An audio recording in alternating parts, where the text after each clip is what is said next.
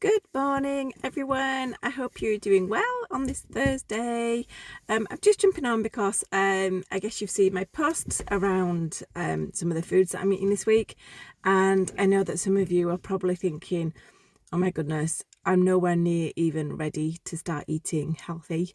And some of you are like, I'm so all over this. I've been eating healthy for years or whichever.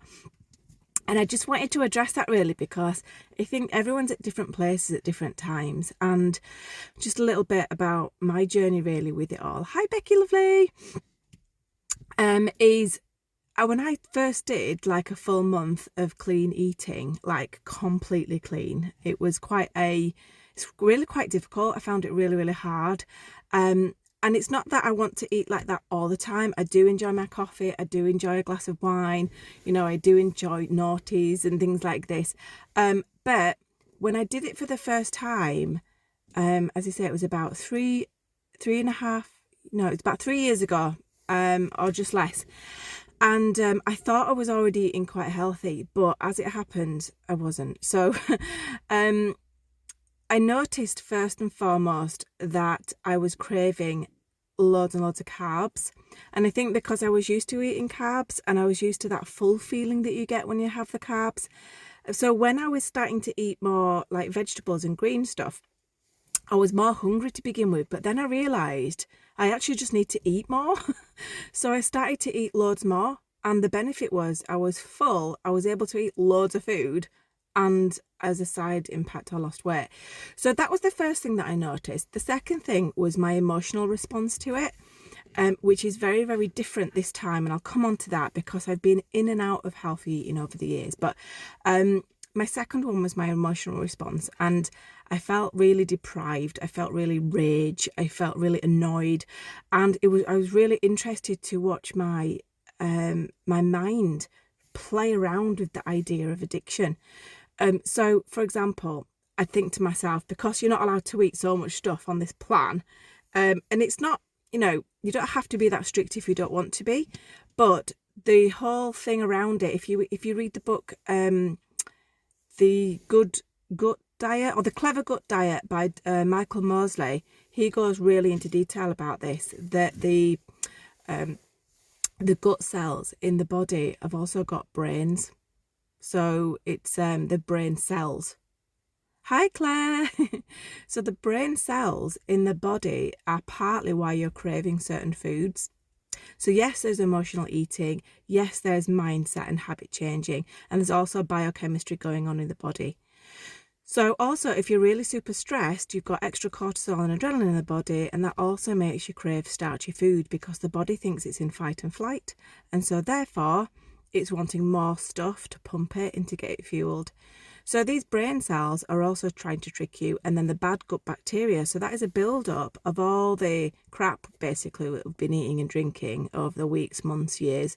And the balance is skewed. So I always imagine them like little people. The cells and the bad bacteria going like this, and it's like, feed me. And so when you cut out everything, it feels like you're starving yourself. But as I say, you eat loads and loads more good stuff, then you're never hungry. And if you're adding the right foods in, you're not hungry either. So these cravings are a little bit skewed. What you're actually doing is you're starving off the bad gut bacteria. So when you kind of slip off it, if you're doing this for a month and you slip off it and you have something like sugary or starchy, you're satisfying those bad bacteria again, and they're going, great, I've still got you hooked. So the idea is to kind of go cold turkey on that one and come off it. Now that is not obviously brilliant for everybody. Hi Helen. That is not great for everybody. Some people need to do it step by step. And as you know, I'm definitely a step by step kind of person. But every now and then I do a big cleanse like this just to reset my gut. So they say it takes 7 days to completely rechange your gut. So even if you just did it for 7 days, it would really impact you. So it's like it's cutting out the starch, it's cutting out dairy, soy, processed sugar, this kind of stuff, the obvious stuff, right? Caffeine and alcohol. So as I say, a lot of emotion came up for me, and as I started to think, you know what, okay, I won't have a glass of wine, but do you know what, I'll have a cheeky chocolate. Oh no, I can't have that. Okay, no, that's fine. I think I'll have a coffee instead. No, I can't have a coffee. And this was like so frustrating for me the first time round. This time it's different. I'll come to that. So at the end of this whole process, what I found was that I certainly didn't have any cravings. This tasting something sweet just didn't taste nice. I remember having a cooked breakfast and it was just like horrible. Now, when I'm not on the healthy eating wagon, obviously all these things taste amazing and I do flit in and out of it. Now, what I can say is that over the years of, trying to get a healthy eating process, I've gone into my head of thinking, right, do you just cut everything out for good and that's it and that's easier to stick to? Do you just try to eat well most of the time but let yourself have some cheat days? Or do you do a big cleanse every now and then? And there is no right answer for that. It's all up to you. But what I have found is this time round, I was really ready for it. I didn't force myself into it. I just felt like I'd eaten enough crap and I'd put on enough weight. I've put on like a stone and a half. You tend not to tell too much with me because it doesn't come up much on my face. But I know that when I've seen people in person, they have actually noticed that I've put weight on, which is fine. I'm absolutely comfortable with that. But for the first time ever, I've had some, took some photographs at the beach and I thought, ooh, okay, yeah, maybe it's time. So collectively, these things are coming together. I want to feel more energized. I want to feel more active. My skin is already starting to change, for example. And these are all my different motivations. And as I've said all the time through, like when I've been running, got to have that vision in mind of what you're looking for. And yes, weight loss is a side effect of it, but it's not my main one. My main one is always energy because I had adrenal fatigue and I burnt out. So when it comes to health and well-being, it's all about energy for me so that I can live the best life that I can live. All the other stuff, the toning or the losing weight and the skin and all this is just a really nice side effect and it happens without you even realizing it. So I think get into your subconscious and figure out what and why it is that you want to do it. Now, craving wise, now I'm on this particular, eating healthy again now. I've actually cut down on a lot of my work and I've just gone, you know what? This is my well-being and I'm putting it first. So I'm doing some reading. I'm looking through all the different books and some stuff online and I'm just picking things that take my fancy. Oh, that sounds nice. Oh, that sounds nice. Making a list of some really nice things to cook. And I do that on one day, so it's not overwhelming for the mind, especially if you're fatigued. And then on another day, I write the recipes, the actual ingredients down. That's another job. I do it on a different day. I don't do it all at once.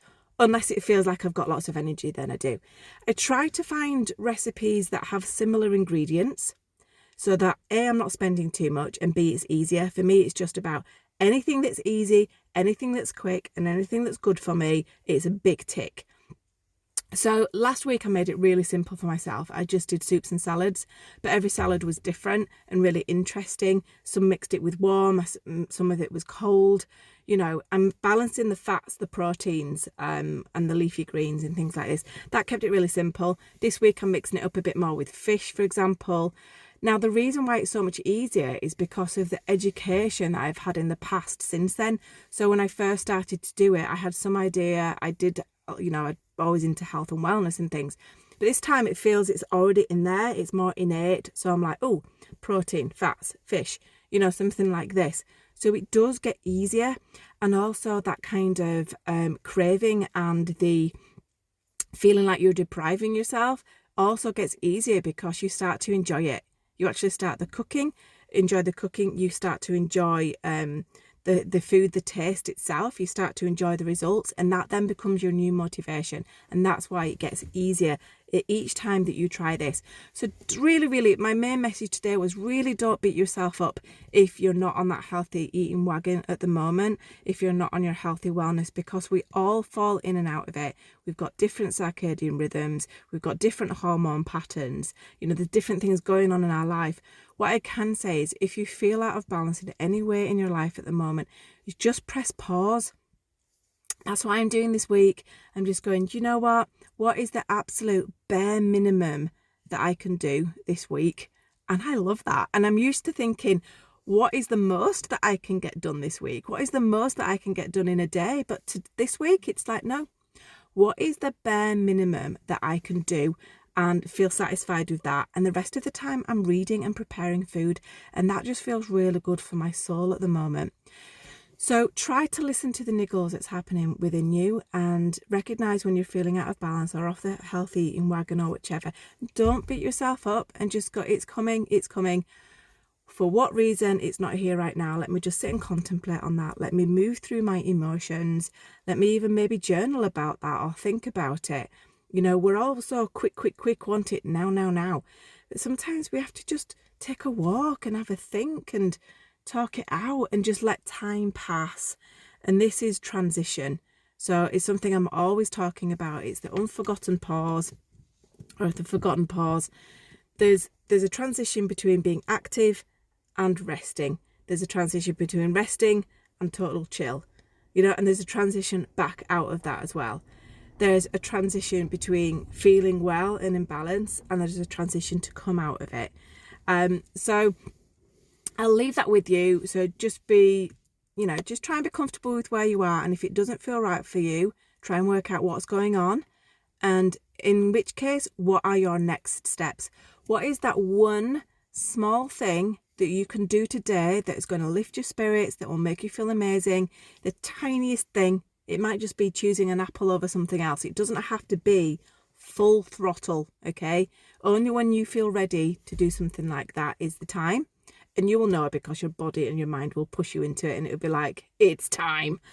So just follow your own self-leadership. Follow what feels right for you. And as always, drop in the comments, messages, questions, and I will always answer them for you.